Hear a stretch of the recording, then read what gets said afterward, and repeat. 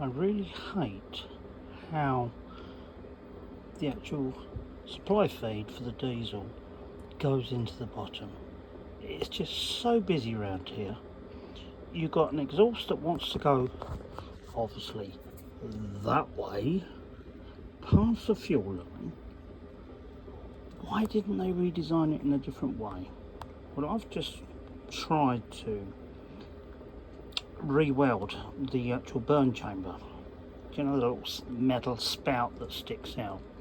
Now that's some weird form of pot metal, yeah, because it's obviously a moulding. That's why it's got those little fins on it. So I don't know exactly what the metal is, but it's not particularly nice for like even drilling and putting a thread in there for my extra glow plug. But I've just managed to try one by reheating up that little pipe, yeah, and swinging it round the other way, so it's going to come out the top of the heater, yeah. So no more of this sodding about with all this bullshit underneath. Now, hold on, let me show you.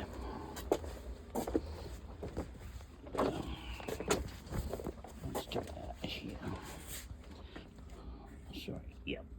So there we have your standard burn chamber, but instead of the pipe going down, now I've got it coming up the other way.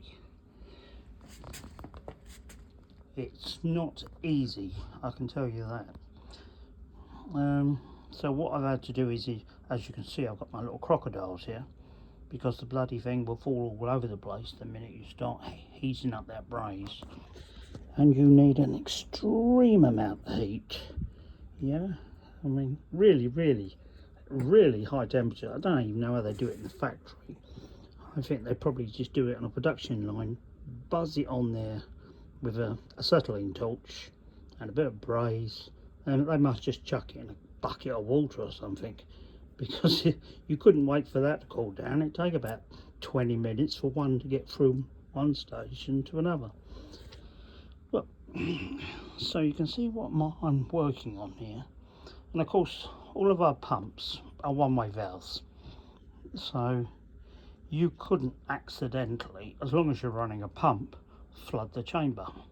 Yeah, it's just not physically possible. The only way you can flood the chamber is if you was running this as a gravity fed system. So like it'll be that way up.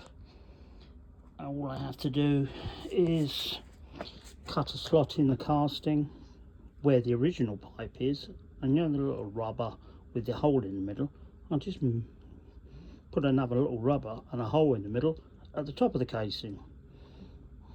Pretty simple. But we'll see. I've got to pressure test it first. It's really difficult. It's really difficult to pressure test it, because you've got to find something that goes down inside that hole to block off the fuel supply, so I can use I can pressure test it from this end using like what you use on a go-kart to pressure test your diaphragms in the carburetor. But we'll see. Okay, bye for now.